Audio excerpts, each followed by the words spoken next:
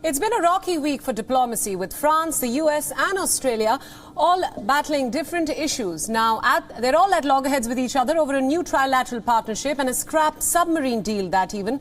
But half an hour of a phone call later between President Biden and his French counterpart, it seems to have calmed some tensions and put the US-France ties back on the mend. The White House said that it was a friendly phone call which ended with a vow to launch in-depth consultations and a promise between both leaders to meet in person in Europe at the end of October. The statement also said the US recognized the need for a stronger European defense which would implement the NATO military alliance, a key idea repeatedly floated by Macron. President Biden also acknowledged France's anger and admitted that the management of the deal would have benefited from open consultations among the allies. Did President Biden apologize to Emmanuel Macron? He acknowledged that there could have been greater consultation. And the call, again, as I stated earlier, was a friendly call, and there was agreement that we wanted to move forward in our relationship. As a sign of thawing anger at the UN summit, the French Foreign Minister Jean-Yves Le Drian spoke with US Secretary of State Antony Blinken, but only after giving him the cold shoulder for days. The two are expected to meet again on Thursday.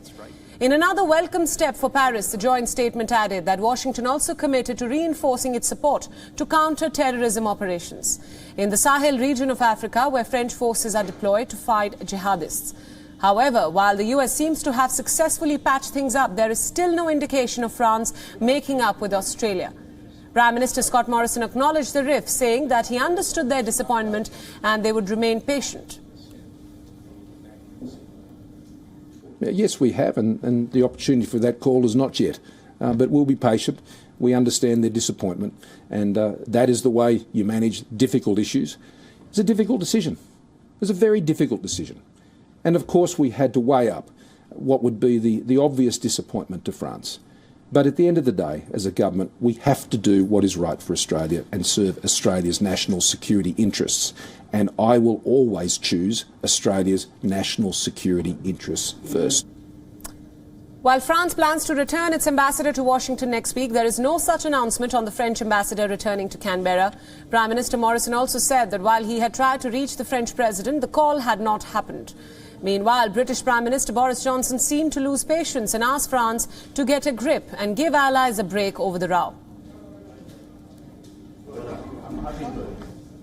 I just think it's time for some of our dearest friends around the world to, prenez un grip about all this, and donnez-moi un break, because this is fundamentally a great step forward for global security.